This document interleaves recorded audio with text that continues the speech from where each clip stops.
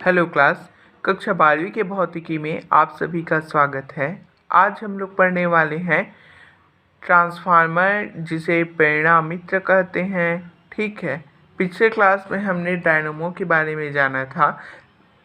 Dynamo के साथ साथ हमने मोटर को भी पढ़ा था। ठीक है, आशा करता हूँ आप लोग को समझ में आया होगा। नहीं आया है तो उसे पूछेंगे। ठीक है, और मैंने कहा था कि उसे क्या है, फेयर कॉपी में नोटेशन बनाना होगा।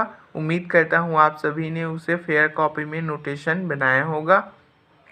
ठीक, जिस दिन स्कूल आएंगे उस दिन क्या है, सभी को चेक करवाना है। ठीक, तो आज हम लोग देखेंगे ट्रांसफार्मर होता क्या है। सभी के गांव में ये प्रायः लगा ही होता है ट्रांसफार्मर, सभी इसके भली भांति परिचित हैं। तो आज जान लेते हैं कि उसके भौतिक क्या होता है, वास्तव में ट्रांसफार्मर किस प्रकार से काम करता है।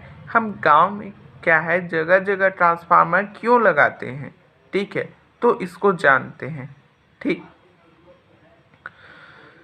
तो यह एक ऐसा यंत्र होता है जो प्रत्यावर्ती वोल्टेज को बिना विद्युत ऊर्जा नष्ट किए परिवर्तित कर देता है, अर्थात बढ़ा देता है या घटा देता है। यह अन्योन्य प्रेरण के सिद्धांत पर आधारित है। इसकी रचना सर्वप्रथम फैराडे ने की थी।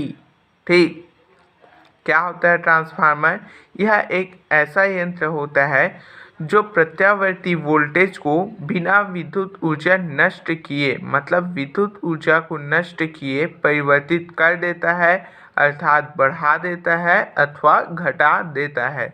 यह किस सिद्धांत पर कार्य करता है? यह अन्योन्य प्रेरण के सिद्धांत पर कार्य करता है और इसकी रचना सर्वप्रथम फैराडे ने किया था।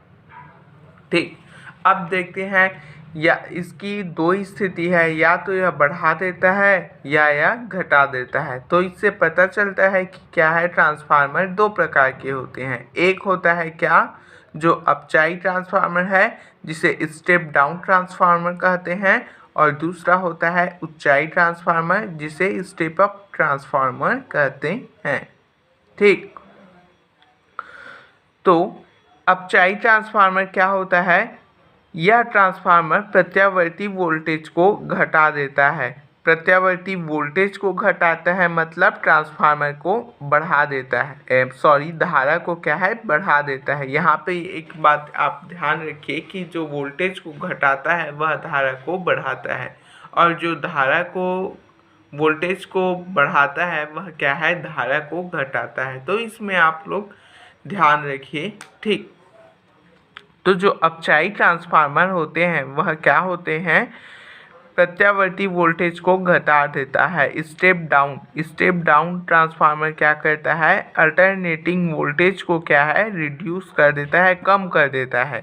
उच्चाई ट्रांसफार्मर क्या होते हैं, प्रत्यावर्ती वोल्टेज को क्या है, बढ़ा देते हैं, उच्च कर देते हैं, और ये अप कर देते हैं, निम्न कर देते हैं। ठीक, ये डाउन कर देते हैं। अपचाई मतलब कम करने वाले, डाउन और अप, याद रखेंगे।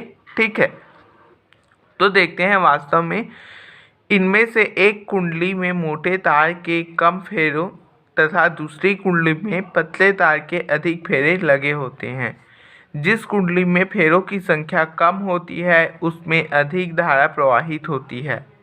क्या कहा गया है? देखिए, ये बहुत क्या है, टेक्निकल है। यहाँ पे जिस कुंडली में क्या होता है, इसमें क्या है, एक कुंडली में मोटे तार के कम फेरे तथा दूसरी कुंडली में पतले तार के अधिक फेरे लगे होते हैं। ठीक, जिस कुंडली में फेरों की संख्या कम होती है उसमें अधिक धारा प्रवाहित होती है, अतः इनकी कुंडली मोटे तार की बनाई जाती है। और जिस कुंडली में के सिरों पर प्रत्यावर्ती वोल्टेज लगाया जाता है उसे प्राथमिक कुंडली तथा दूसरी कुंडली कहते हैं। चित्र ए में अपचाई ट्रांसफार्मर को प्रदर्शित किया गया है। चित्र देखिए, यहाँ सभी को चित्र दिया गया है। ठीक है, चित्र ए में क्या है, अपचाई ट्रांसफार्मर प्रदर्शित किया गया है। इसकी प्राथमिक कुंडली में क्या है, फेरों की संख्या देखिए 4 है ना, अधिक है। फेरों की संख्या द्वितीय कुंडली की तुलना में क्या है, अधिक है। चित्र बी में ऊंचाई ट्रांसफार्मर को प्रदर्शित किया गया है। इसकी क्या है, ऊंचाई ट्रांसफार्मर को प्रदर्शित किया है। इसमें क्या है, प्राथमिक कुंडली में फेरों की संख्या द्वितीयक कुंडली में फेरों की संख्या की तुलना में क्या है, इसमें कम है।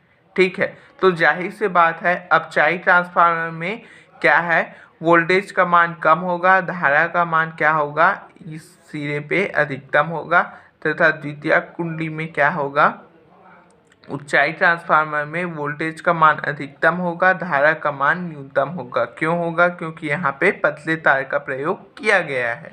ठीक, तो इस प्रकार से हमने जाना अपचाई ट्रांसफार्मर और ऊंचाई ट्रांसफार्मर की रचना। अब देखते हैं बनावट। तो ट्रांसफार्मर के मुख्यतः 3 भाग होते हैं। एक होता है क्रोड पटलित। क्रोड पटलित मतलब ये पट्टीनुमा होता है, अलग अलग ये क्या होते हैं, खाने अलग अलग ये क्या है, वन एक को क्या है, पट्टी को चिपकाया रहता है। जैसे ये एक प्लेट हो गया, ये दूसरा प्लेट, तो इन सभी को 2-4 प्लेट को एक के ऊपर एक चिपका कर बनाया गया होता है। देखते हैं कैसी होती है इसकी रचना। तो क्या होता है, नर्म लोहे की बनी कई आयताकार पट्टियां लेते हैं, इनके बीच का आयताकार भाग काटकर अलग कर देते हैं। ठीक है, आयताकार भाग काटकर यहाँ से क्या है, इसको अलग कर दिया गया है। इन पट्टियों को विद्युत रोधी पदार्थ की तह लगा देते हैं तथा इन्हें जोड़कर आवश्यक मोटाई की बना देते हैं। नहीं, इन सभी को क्या है, भांज किया गया है, मतलब जोड़ा गया है। और यह क्या होता है, क्रोड पटलित कहलाता है। यह जो काम करते हैं उसे क्या कहते हैं, क्रोड पटलित कहते हैं। तो क्यों क्रोड पटलित कहते हैं, तो इसके भी बारे में आपने पढ़ा है। क्रोड के पटलित होने से भंवर धाराओं का मान बहुत कम हो जाता है। क्रोड की 2 सम्मुख भुजाओं पर तांबे के विद्युत रोधी तार की एक एक कुंडलियां क्या होती है, लगी होती है, जिसे क्रमशः प्राथमिक कुंडली और द्वितीयक कुंडली कहते हैं। ठीक है, तो ट्रांसफार्मर का क्रोड पटलित क्यों किया जाता है, भंवर धारा के मान को कम करने के लिए। ठीक, समझ में आया। अब देखते हैं किसी विद्युत परिपथ में अपचाई और ऊंचाई ट्रांसफार्मर को प्रदर्शित किया गया है। ठीक, अब इसका कार्य विधि या सिद्धांत कहें देखते हैं। तो क्या होता है, जब प्राथमिक कुंडली के सिरों के बीच प्रत्यावर्ती वोल्टेज लगाया जाता है तो उसमें प्रत्यावर्ती धारा क्या है, प्रवाहित होने लगती है, जिससे धारा के प्रत्येक चक्र में क्रोड की दिशा में तत्पश्चात दूसरी दिशा में क्या होता है, चुंबकित होता है। अतः क्रोड में परिवर्ती चुंबकीय क्षेत्र क्या हो जाता है, उत्पन्न हो जाता है। क्रोड क्या है, ये है। ठीक है, द्वितीयक कुंडली उसी क्रोड पर लिपटी रहती है। ठीक है, जैसा कि चित्र में है। तो क्या होता है, अतः द्वितीयक कुंडली से बद्ध चुंबकीय फ्लक्स में बार बार परिवर्तन होने लगता है। फलस्वरूप चुंबकीय प्रेरण से द्वितीयक कुंडली में उसी आवृत्ति की प्रत्यावर्ती वोल्टेज प्रेरित हो जाता है। ठीक है, अब देखते हैं, मान लो प्राथमिक और द्वितीयक कुंडली में फेरों की संख्या क्रमशः NP और NS है। ठीक है, क्या कहा गया है, देखिए यहाँ पे छोटा सा व्यंजक है तो इसको हम लोग बना लेते हैं। ठीक है, इसे आप सभी को बनाना है। ठीक, वर्णन करने के बाद है ना, ये बनाना है। तो मान लो प्राथमिक और द्वितीयक कुंडली में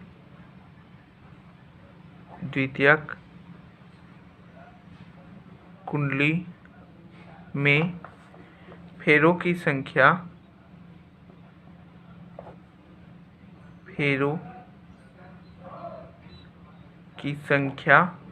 क्रमशः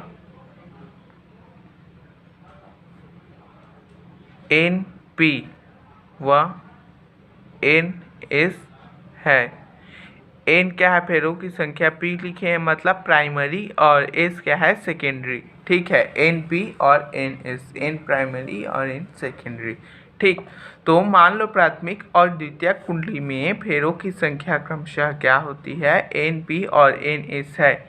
यदि किसी क्षण प्राथमिक कुंडली से बद्ध चुंबकीय फ्लक्स यदि फाई है तो उसमें प्रेरित विद्युत वाहक बल फैराडे के द्वितीय नियम से, है ना, यदि किसी क्षण कुंडली से बद्ध चुंबकीय फ्लक्स फाई हो तो उसमें प्रेरित विद्युत वाहक बल कितना होगा? आप सभी को पता है प्रेरित विद्युत वाहक बल कितना हो जाएगा? EP मतलब प्राइमरी कुंडली में कितना हो जाएगा? NP into d phi upon dt। Faraday के नियम से याद आया? इसे हम लोग मानते हैं इक्वेशन नंबर 1। अब क्या होगा? यदि चुंबकीय फ्लक्स का क्षरण नहीं हो रहा है ना, क्षरण मतलब ह्रास, उसमें कमी नहीं हो रहा है, ऐसा हम लोग मान लेते हैं। तो यदि चुंबकीय फ्लक्स का क्षरण नहीं हो रहा है तो क्या होगा? द्वितीयक कुंडली में भी उतना ही चुंबकीय फ्लक्स और द्वितीयक कुंडली में चुंबकीय फ्लक्स क्या होगा?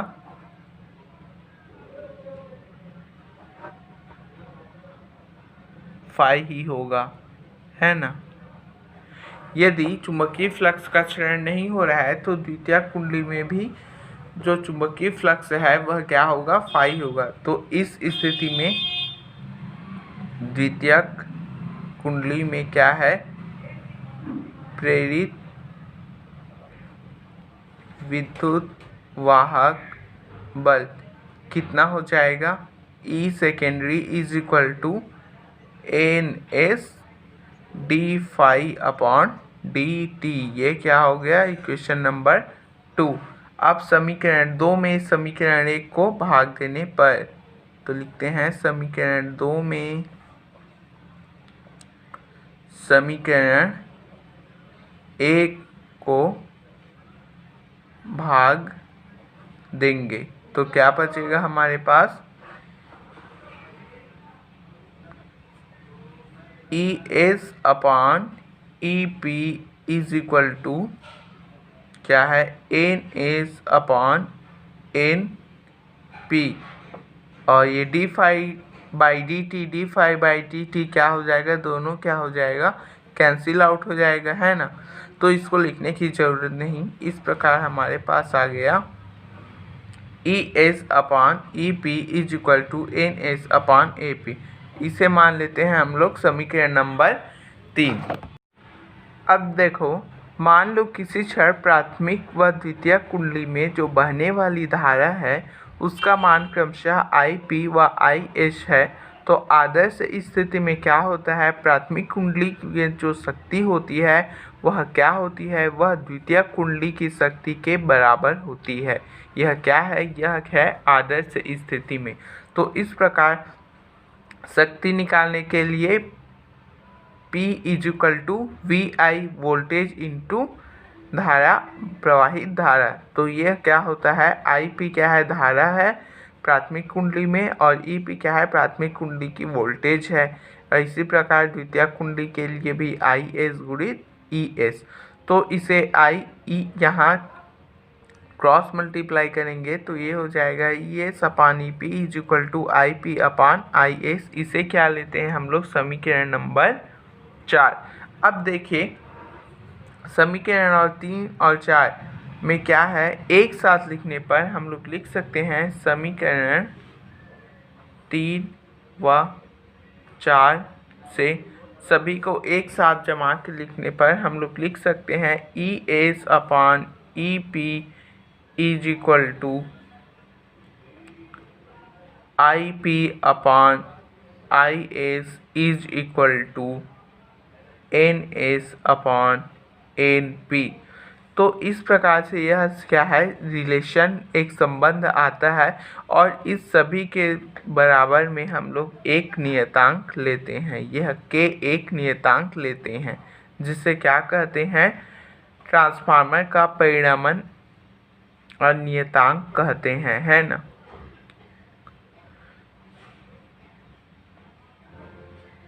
ठीक, के को क्या कहते हैं, ट्रांसफॉर्मेशन रेशियो कहते हैं। ठीक, तो यह क्या है, यहाँ से हम लोग स्पष्ट कर सकते हैं कि द्वितीयक कुंडली में फेरों की संख्या और प्राथमिक कुंडली में फेरों की संख्या दोनों के अनुपात को ट्रांसफार्मर का परिणामन अनुपात कहते हैं, या द्वितीयक कुंडली में प्रवाहित धारा, प्राथमिक कुंडली में प्रवाहित धारा या द्वितीयक कुंडली में प्रवाहित धारा दोनों के अनुपात को, या वोल्टेज के अनुपात को, है ना। इस प्रकार से हम लोग देखते हैं कि यहाँ देखिए कंडीशन बताया गया है, अपचाई ट्रांसफार्मर ES और EP दोनों में ES स्मॉलर देन EP, है ना। ES क्या है, छोटा है किससे, EP से। तो द्वितीय कुंडली में फेरों की संख्या प्राथमिक कुंडली की तुलना में कम होती है, अतः यह ट्रांसफार्मर की धारा की प्रबलता को बढ़ा देगा। ठीक है, अपचाई ट्रांसफार्मर क्या है, धारा की प्रबलता को बढ़ा देगा। और पुनः यदि ES बड़ा है EP से, है ना, तो NS क्या होगा, बड़ा होगा NP से, और IP बड़ा होगा IS से, इसके जस्ट अपोजिट, है ना। तो अतः ऊंचाई ट्रांसफार्मर में क्या है, द्वितीय कुंडली में फेरों की संख्या प्राथमिक कुंडली की तुलना में अधिक होती है, अतः यह धारा की प्रबलता को क्या है, घटा देगा। तो इस प्रकार से हमारे पास ES upon EP is equal to IP upon IS is equal to NS upon NP is equal to K एक नियतांक होता है जिसे ट्रांसफार्मर का परिणामन अनुपात कहते हैं, है ना। ट्रांसफार्मर की कुंडली द्वितीय कुंडली में फेरों की संख्या और प्राथमिक कुंडली में फेरों की संख्या के अनुपात को ट्रांसफार्मर का परिणामन अनुपात कहते हैं। अपचाई ट्रांसफार्मर के लिए K का मान 1 से कम तथा ऊंचाई ट्रांसफार्मर के लिए K का मान 1 से अधिक होता है। याद रखिए, अपचाई के लिए K का मान 1 से कम, अप माने कम, अप माने कम, तो K का मान अप के लिए कम है 1 से, और K का मान अप उच्च के लिए अधिक है 1 से। ठीक है, अच्छा, तो अब देखते हैं ट्रांसफार्मर की दक्षता। तो ट्रांसफार्मर क्या होता है, द्वितीय कुंडली द्वारा प्राप्त ऊर्जा और प्राथमिक कुंडली को दी गई ऊर्जा के अनुपात को ट्रांसफार्मर की दक्षता कहते हैं। सूत्र के रूप में ट्रांसफार्मर की दक्षता बराबर द्वितीय कुंडली द्वारा प्राप्त की गई ऊर्जा बटा प्राथमिक कुंडली को दी गई ऊर्जा, है ना। इस प्रकार निर्गत शक्ति बटा निवेशी शक्ति। एक आदर्श ट्रांसफार्मर की दक्षता 100% होती है, किंतु विभिन्न रूपों में ऊर्जा ह्रास के कारण व्यवहारिक ट्रांसफार्मर की दक्षता सदैव 100% से कम होती है। यह 70% से 95% तक की होती है। अब ट्रांसफार्मर का अनुप्रयोग क्या होता है, तो सबसे पहले देखते हैं, पावर हाउस में उत्पन्न विद्युत ऊर्जा की प्रबलता अधिक होती है। इस धारा को इसी रूप में एक स्थान से दूसरे स्थान तक नहीं पहुंचाया जा सकता। क्योंकि धारा की प्रबलता अधिक होने से उत्पन्न ऊष्मा का मान भी अधिक होगा, जिससे विद्युत ऊर्जा का ऊष्मा ऊर्जा में अपव्यय होने लगेगा। इसके अतिरिक्त प्रबल धारा को एक स्थान से दूसरे स्थान तक ले जाने के लिए मोटे तारों की आवश्यकता होगी, जो आर्थिक रूप से अधिक खर्चीला होगा।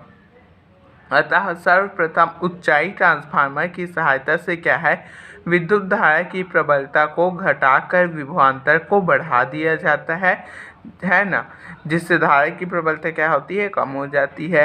इस धारा को कम खर्च में एक स्थान से दूसरे स्थान तक पहुंचाया जा सकता है तथा घरों में विद्युत धारा देने से पहले अपचाई ट्रांसफार्मर की सहायता से विभवांतर को साधारण मान पर लाया जाता है ना। तो गाँव में कौन सा है, अपचाई ट्रांसफार्मर लगा होता है, और जो पावर हाउस है वहाँ पे उच्चाई ट्रांसफार्मर लगा होता है। ठीक है। दूसरा क्या है, रेडियो से टेलीविज़न, टेलीफोन, वायरलेस इत्यादि में क्या है, अधिक इसका प्रयोग किया जाता है। क्योंकि ये सब अधिक करंट से चलते हैं, जिसके लिए क्या है, ट्रांसफार्मर उसमें लगे होते हैं।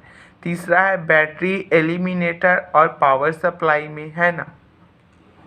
चौथा है वेल्डिंग करने में, है ना, क्योंकि वेल्डिंग करने में क्या है, करंट बहुत अधिक क्या है, करंट की आवश्यकता होती है ना। और रेफ्रिजरेटर में।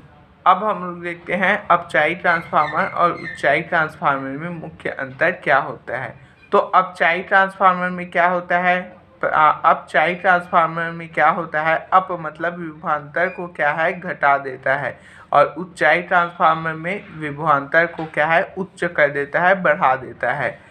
और इसकी द्वितीय कुंडली में फेरों की संख्या, देखिए विभवांतर को घटा रहा है, मतलब द्वितीय कुंडली में फेरे की संख्या क्या होगी, बढ़ेगी, है ना, कम होगी अर्थात मोटे तार लगे होंगे, है ना।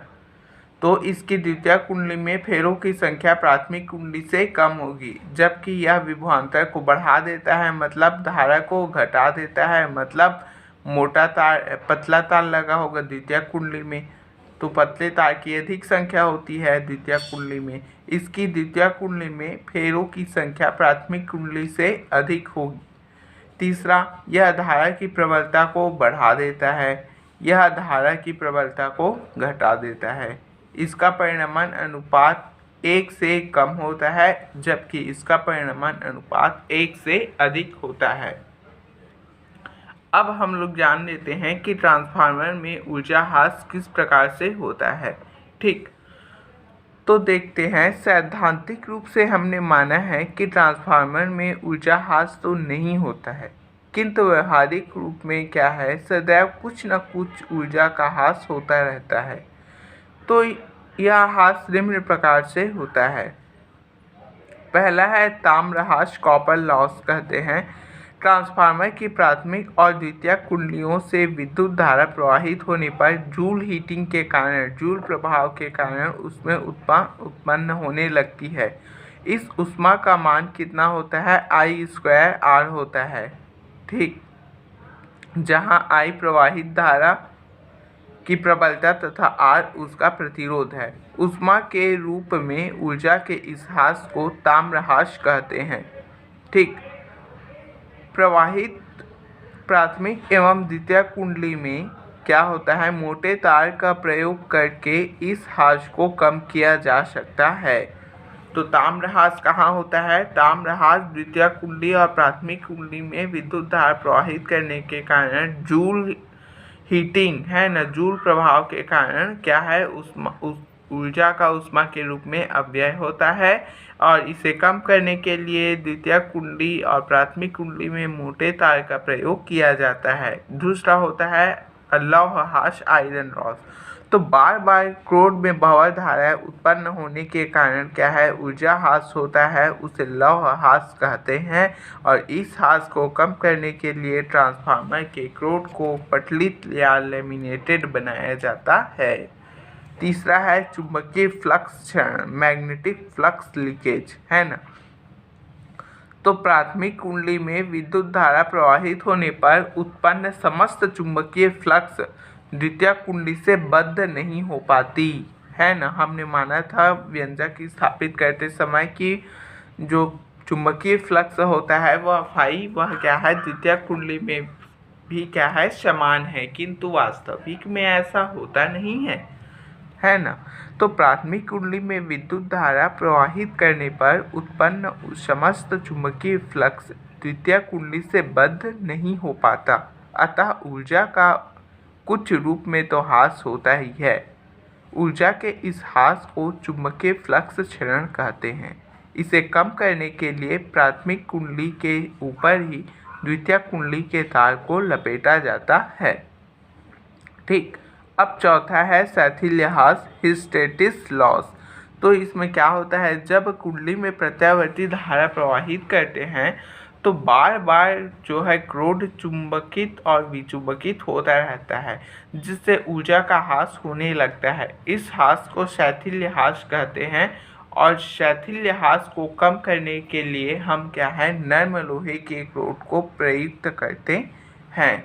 तो इस प्रकार से हमने ट्रांसफार्मर में ऊर्जा ह्रास के कारण तथा उनके निवारण दोनों को जाना है। ठीक है, तो सबसे पहला क्या था, ताम्रह्रास, दूसरा है लौहह्रास, तीसरा है चुंबकीय फ्लक्स क्षरण और चौथा है शैथिल्यह्रास।